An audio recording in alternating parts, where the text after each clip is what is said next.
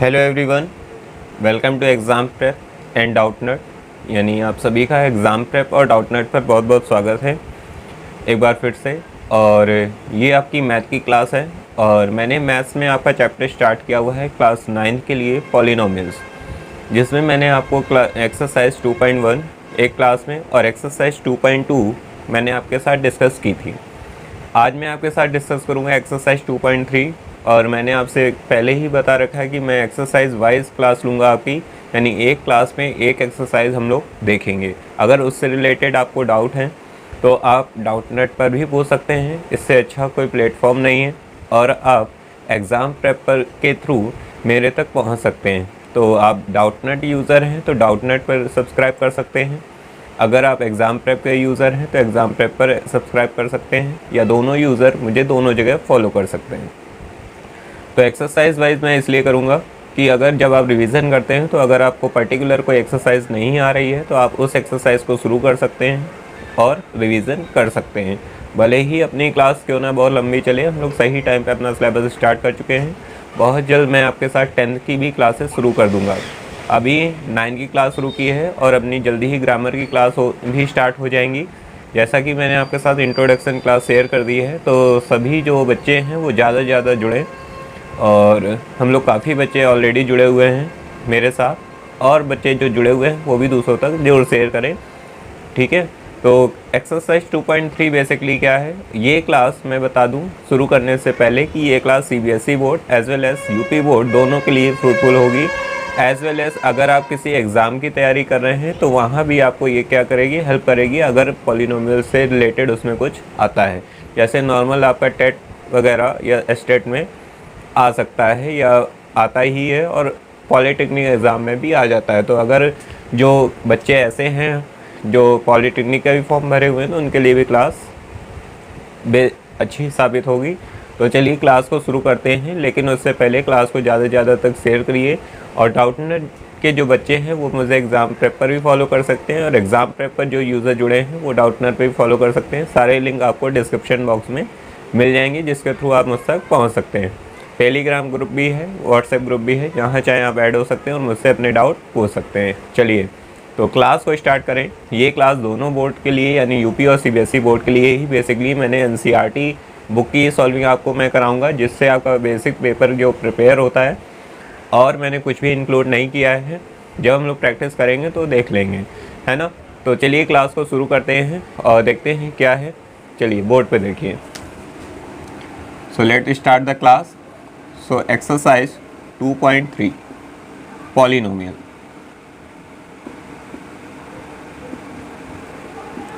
Polynomial exercise 2.3. Polynomial means बहुपद। Clear? Polynomial means क्या होगा, बहुपद। एक्सरसाइज 2.3 हम लोग डिस्कस कर रहे हैं और आपके सामने पहला प्रश्न मैं लेता हूँ। कुछ क्वेश्चंस। फर्स्ट है find the remainder. First question आप क्या है आपका, ये कह रहा है फाइंड द रिमाइंडर, है ना। पूरा क्वेश्चन आपके सामने नोट करूंगा, आपको फील आएगी हाँ आप क्लास में ही हैं, जैसे आप क्लासरूम में स्कूल्स में फील करते हैं वैसा ही कुछ environment. Find the remainder x cube plus 3x square plus 3x plus 1 is divided by, और इसमें बहुत सारे सम्स दिए हुए हैं। मैं आपके साथ फर्स्ट सम इंक्लूड करता हूँ x प्लस 1। ओके, 1 बाय 1 हम लोग डिस्कस करेंगे। चलिए देखते हैं क्या है। कह रहा find the remainder x cube plus 3x square plus 3x plus 1। ये आपको एक इक्वेशन गिवन है ना, और इसमें कह रहा है इस डिवाइडेड बाय, अगर ये इससे डिवाइड होती है तो आपको क्या करना है, इसका रिमाइंडर बताना है ना। तो इसके देखिए दो मेथड हैं। फर्स्ट ये है कि आप इससे इसको डिवाइड कर लें, फिर जो रिमाइंडर बचेगा वो आप निकाल सकते हैं। सेकेंड मेथड ये है कि अगर ये इक्वेशन इससे अगर डिवाइड है तो इसका मतलब इसकी जो वैल्यू है वो इसको सेटिस्फाई करेगी, है ना। यानी ये इसका एक फैक्टर होगा, इसीलिए ये इसको क्या कर रहा है, डिवाइड कर रहा है। तो अगर आप फर्स्ट मेथड यानी सेकंड मेथड के थ्रू जाएंगे,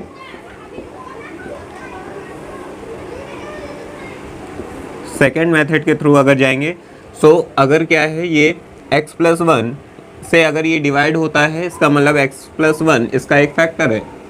okay, that's mean x+1 is a factor of x³ + 3x² + 3x+1, so x+1 = 0, so x = -1। Okay, अगर ये इसका एक फैक्टर होगा तो यानी इसकी जो वैल्यू है वो अगर ये इसका फैक्टर है, फैक्टर का मतलब समझ रहे हैं ना, इसका एक गुणनखंड है, हिंदी में बोले तो इसका एक गुणनखंड है ये, इसीलिए तो ये इससे डिवाइड होता है। कह रहा है रिमाइंडर बताना है, अगर ये इससे डिवाइड होता है तो डिवाइड होता है तो इसका मतलब ये इसका एक फैक्टर है, गुणनखंड है। तो गुणनखंड है तो इसकी जो वैल्यू होगी 0 के इक्वल करेंगे आप, तो इसकी जो वैल्यू होगी वो भी इसको सेटिस्फाई करनी चाहिए, है ना। तो इससे रिलेटेड आप क्या निकाल सकते हैं, रिमाइंडर। सो रिमाइंडर क्या हो जाएगा, देखिए वैल्यू आप पुट करिए, -1³ + 3 -1 होल स्क्वायर + 3 -1 + 1, यानी जहाँ जहाँ पर आपको क्या दिखाई दे रहा है x, वहाँ आप -1 वैल्यू पुट करेंगे। सो -1 का क्यूब। अब एक बात ध्यान सुनिए, अगर कोई नंबर माइनस में है ना, उसकी पावर कैसी है, ऑड है ना, तो उसका रिजल्ट ऑलवेज माइनस में आने वाला है। और 1 का क्यूब करें या 1 की पावर 2 लैप हो, लेकिन आंसर 1 आता है। लेकिन यहाँ और क्या है, ये ऑड है, that's why -1। And 1 square power even है, यानी प्लस में आएगा, यानी +3, and 3 × -1 -3 and +1। So answer will be -1 + 1 cancel and minus plus cancel, so remainder is 0. So what is the remainder of x³ + 3x² + 3x + 1 is divided by x+1। अगर ये question इससे divide होती है तो इसका रिमाइंडर क्या होगा, 0 होगा, इससे x+1 से। सेकेंड नंबर सम आपका है x - 1/2 से डिवाइड होती तो आपको बताना है। तो डिफरेंट सम है तो डिफरेंट क्या होंगे, रिमाइंडर आएंगे, बट इक्वेशन आपकी सेम केवल एक है ना। तो फर्स्ट वाले से आप समझ गए होंगे कि ये मेथड आपका यूज़ करना है, यानी अगर ये इसको डिवाइड करता है तो इसका मतलब इसकी जो वैल्यू होगी वो इस इक्वेशन को सेटिस्फाई करेगी। तो इसका मतलब आप इसकी वैल्यू को इस पर पुट करेंगे और आंसर देखिए हमारा आ गया 0, यानी इसका रिमाइंडर क्या होगा, 0 होगा। फर्स्ट मेथड क्या था कि आप इससे इसको क्या कर दें, डिवाइड कर दें। तो चलिए फर्स्ट मेथड भी मैं आपको दिखा देता हूँ, लेकिन आप फॉलो इसी को करेंगे। चलिए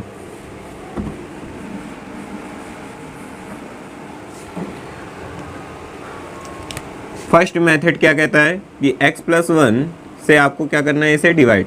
तो x³ + 3x² + 3x + 1, इससे आप डिवाइड कर दीजिए। देखिए यहाँ x³ है, आपके पास x है, इट मीन्स आपको x⁻² की नीड है ना। तो आप x⁻² से मल्टीप्लाई करेंगे, x⁻² से मल्टीप्लाई करेंगे x⁻3। जब भी डिवाइड करना हो तो आप एक एक टर्म को इक्वल करते जाओ, है ना, पूरा सम आपसे सॉल्व हो जाएगा। आप इकट्ठे पूरा मत देखिए। x² की मल्टीप्लाई मैंने इसलिए किया है क्योंकि मुझे x⁻3 चाहिए और यहाँ 1 है। अब लेकिन इससे अगर इसका मल्टीप्लाई हुआ तो इसका इससे मल्टीप्लाई होगा, तो 1 का x² से करेंगे तो क्या आएगा, x²। अब देखिए क्या है, आप इसको लेस करेंगे तो ये माइनस। अब देखिए ये प्लस इन क्या हो जाएगा, माइनस। ये जो माइनस हुआ है ना, ये साइन नीचे वाले इक्वेशन के चेंज होते हैं, है ना, यानी ये माइनस ये कैंसिल हो गया। x² 3x² में लेस होगा तो 2x² + 3x + 1। नेक्स्ट आपको चाहिए 2 और वो भी प्लस का, तो आपने प्लस का 2 लिखा। x² चाहिए, एक x है आपकी कमी है, आपने x लिखा। सो दैट्स वाई जब आप मल्टीप्लाई करेंगे 2x का x है तो आएगा 2x², है ना, + 2x। नेक्स्ट देन फिर से आप लेस करेंगे, माइनस ये कैंसिल, 3x - 2x आएगा x + 1। अब आपको देखने को मिल रहा है कि x+1 को मल्टीप्लाई किससे करें, 1 से, तो x + 1 आ रहा है तो आपने 1 से किया। फिर से लेस करेंगे, माइनस, तो ये कट और आंसर क्या आया, 0। सो रिमाइंडर देखिए, सॉरी रिमाइंडर आपका क्या आया, 0 आया। आंसर क्या है, x² + 2x + 1। सो अब आप समझ गए होंगे कि कैसे करना है। फर्स्ट मेथड आपका ये है कि आप डिवाइड कर लो, लास्ट में जो रिमाइंडर बचेगा वो आपका आंसर हो जाएगा, तो इसका रिमाइंडर 0 है। और फिर मैंने सेकंड मेथड बताया था कि क्या करना है, आप अगर ये इसको कट कर रहा है तो इसका मतलब इसकी वैल्यू से सेटिस्फाई करेगी, उसके थ्रू आप क्या कर सकते हैं, रिमाइंडर फाइंड कर सकते हैं। तो इस तरीके से आपको सॉल्व करना है फर्स्ट नंबर सम। मैंने दोनों मेथड आपको बताए हैं, ये रहा फर्स्ट मेथड आपकी स्क्रीन पर, है ना। तो दोनों में से आपको जो अच्छा लगता है आप उसे फॉलो कर सकते हैं, ठीक है, क्लियर। तो यहाँ से भी रिमाइंडर 0 आएगा, वहाँ से भी रिमाइंडर 0 आया, इसका मतलब प्रूव हो गया कि हमारे दोनों मेथड क्या थे, सही थे, करेक्ट थे, है ना। आपको जो अच्छा लग रहा है आप उसे फॉलो कर सकते हैं। डिवाइड करने में आपको ध्यान रखना है कि एक एक स्टेप आप मैच करते जाइए, पूरा का पूरा सम सॉल्व हो जाएगा अपने आप। लेकिन अगर आपने एक साथ पूरे सम को देख लिया तो आप हो सकता है परेशानी में पड़ जाएं, सॉल्व ना हो पाए, है ना। तो ये था अपना फर्स्ट नंबर सम। इससे रिलेटेड और भी सम क्या है नंबर्स दिए हुए हैं, x-1/2 and x plus pi and 5 + 2x, ये सब दिए हुए हैं। इसको आई होप आप सॉल्व करेंगे, है ना। अगर कोई डाउट होता है तो आप एग्ज़ाम प्रेप के थ्रू आपको लिंक्स मिल जाएंगी और वहाँ पर जाकर आप मुझे डाउट अपने पोस्ट कर सकते हैं, वहाँ मैं आपको आंसर दे दूँगा, ठीक है। तो आप इसे नोट करना चाहें नोट कर लें, बोर्ड से हट जाता हूँ। चलिए अब आप इस सम को कर लेंगे। नेक्स्ट सम देखिए, सेकंड नंबर भी आपका इसी पे बेस्ड है ना। चलिए next,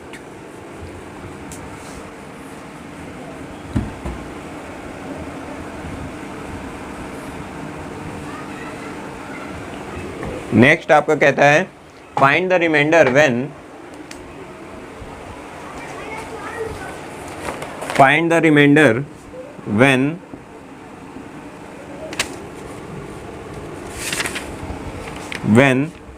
x³ minus ax⁴ plus 6x minus a is divided by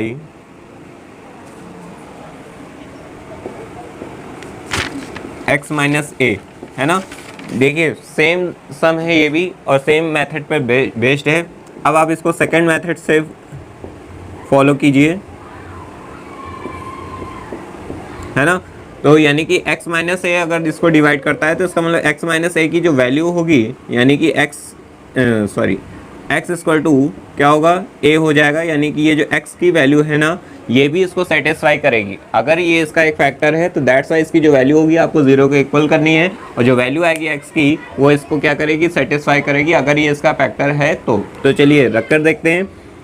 तो प्लेस वैल्यू ऑफ x, तो x a³ minus a²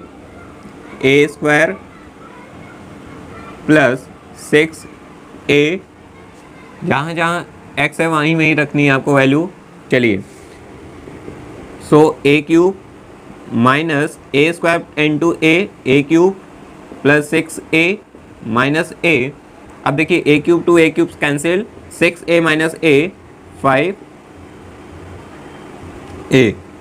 clear, answer क्या है आपका 5a। तो 5a is the remainder when x³ minus ax² plus 6x minus a is divided by x minus a। अगर आप इससे इसको डिवाइड करेंगे तो आपका रिमाइंडर क्या आएगा, 5a आएगा। ये तो आपका हो गया सेकेंड मेथड जिसके थ्रू आपने इसको सॉल्व कर लिया आसानी से कि ऐसे हो गया। अब मैं आपको बताता हूँ कि फर्स्ट मेथड से अगर इसको करते तो क्या प्रॉब्लम आती है या क्या प्रॉब्लम नहीं आती। चलिए चेक करते हैं फर्स्ट मेथड से।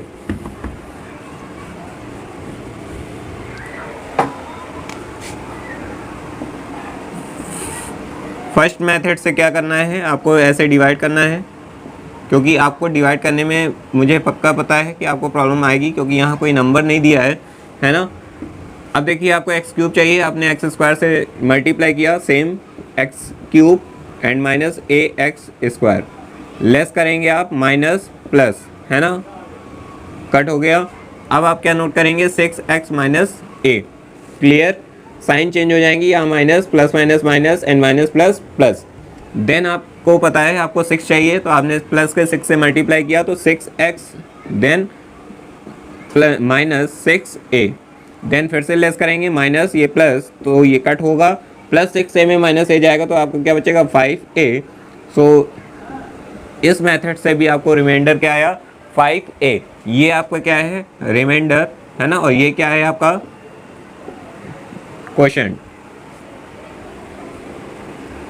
क्लियर, तो इस मेथड से भी आपका रिमाइंडर वही आया है जो पिछले मेथड से आपने निकाला था, है ना। तो दोनों मेथड हैं, आप जिसको फॉलो करना चाहें फॉलो कर सकते हैं। अगर आपको रिमाइंडर वाला कोई क्वेश्चन आता है तो 2.3 आपकी रिमाइंडर पे ही बेस्ड है। क्लियर। चलिए चलते हैं थर्ड नंबर पे। तो अब आपको आई होप ये सम और क्लियर हो गए होंगे इस टाइप के, तो आप आसानी से फर्स्ट नंबर को सॉल्व कर सकते हैं। थर्ड है आपका चेक। थर्ड है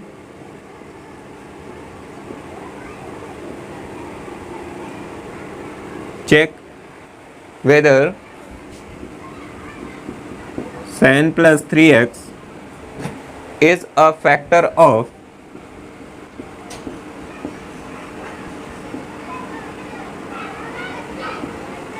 is a factor of 3x cube plus 7x 3x cube plus 7x। अब ये सब में देखिए थोड़ा सा डिफरेंट है कि 7x प्लस 3x आपको चेक करना है कि क्या इसका ये फैक्टर है।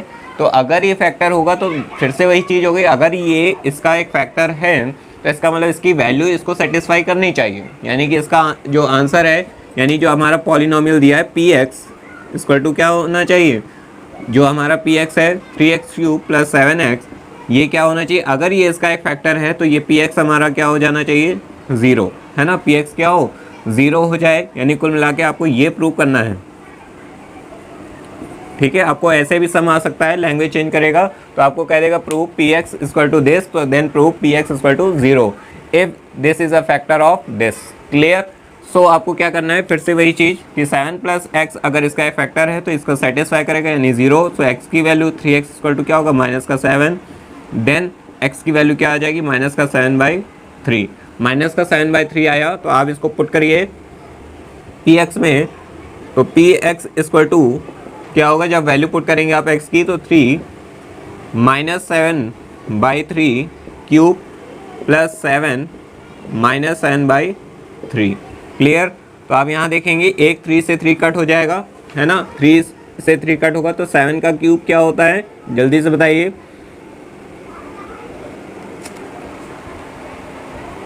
7 का क्यूब क्या हो जाएगा, 7 का क्यूब 7 7 49, 49 7 343, है ना।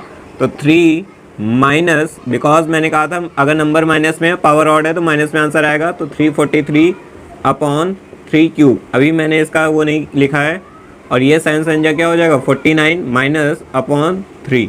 तो यहाँ से देखिए एक 3 से 3 कट हो जाएगा, तो minus 343 upon 9 and minus 49 upon 3। Clear. तो आपका आंसर इसमें यहाँ से आप जब फाइंड करेंगे तो मैं यहाँ लिख दे रहा हूँ, है ना, माइनस 343 अपॉन 9 माइनस 49 अपॉन 3।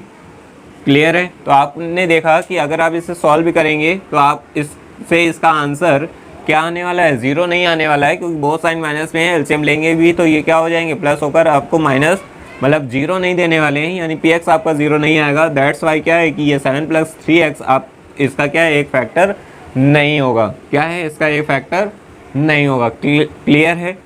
इसका ये फैक्टर हो जाता है ना। अब ये भी बता दूं कि एक आपको सम हो सकता है ऐसे भी मिल जाए, इसका एक नया फॉर्मेट, अगर यही इक्वेशन ये दी होती 3x क्यूब, है ना, प्लस 7x स्क्वायर, अगर ये इक्वेशन दी होती तब ये क्या है, यही ये इसका फैक्टर हो जाता। क्यों, आप देखिए 7 का क्यूब बन रहा है ना यहाँ पे, अगर यहाँ स्क्वायर होता तो एक 7 और मिल जाता, है ना, और आराम से ये हमारा क्या होता, कैंसिल हो जाते दोनों टर्म। तो आप ये नोट डाउन कर लीजिएगा, एक सम ऐसे ही बन सकता है ना, कि 3x cube plus 7x square अगर होगा तो ये इसका फैक्टर है ना। वैल्यू आप पुट करके देखिएगा, आपको आंसर 0 मिलेगा, बट इस इक्वेशन में आपको आंसर 0 नहीं मिल रहा है, आप सॉल्व भी कर लेंगे। तो that's why 7x plus 3x इसका एक फैक्टर नहीं है, 0 होता तो इसका फैक्टर हो जाता। इसमें आप रखिएगा इसका फैक्टर होगा, क्योंकि इसका आंसर 0 आएगा। तो यानी कि अगर सम में थोड़ा सा करेक्शन देकर आ जाए एग्जाम में तो आपको करना यही है, अप्लाई यही करना है मेथड। ठीक है। तो ये थी अपनी आज की क्लास एक्सरसाइज 2.3। आई होप आपको समझ में आई होगी, है ना। दोबारा से आप इस क्लास को देखिएगा, आपके लिए क्लास फ्री ऑफ कॉस्ट हमेशा अवेलेबल रहती है, आप जितनी बार चाहें उतनी बार क्लास को वॉच कर सकते हैं। दोबारा से इस क्लास को देखिएगा, आपको एंजॉय जरूर आएगा, यानी मज़ा आने वाला है मैथ्स में, है ना। आपका जो डर है अंदर से वो दूर हो जाएगा। क्लियर है। धीरे धीरे आप इंटरेस्ट आने लगेगा। ठीक। तो बिल्कुल बेसिक से मैंने आपको सारी चीज़ें क्लियर करने की कोशिश की हैं, तो आपको समझ में भी आया होगा। ठीक है। तो अपनी अगली क्लास जल्दी होगी, तब तक के लिए आप पढ़ते रहिए, ज़्यादा से ज़्यादा बच्चों तक इस बात को पहुंचाइए कि यहाँ पर क्लास पर्टिकुलर स्टार्ट हो चुकी हैं, नए बैचेस आपके ऑनलाइन स्टार्ट हो चुके हैं डाउटनेट पे, है ना, और एग्ज़ाम प्रेप पर भी। तो आप दोनों जगह फॉलो करें और आराम से पढ़ते रहें, और जो भी डाउट हो आप क्या है कमेंट करके पिन कर दिया करें, है ना, या कमेंट कर दिया करें, मैं देखकर आपको आंसर कर दूंगा। ठीक है, तो मिलेंगे अपनी नेक्स्ट क्लास पे, तब तक के लिए थैंक यू, जय हिंद।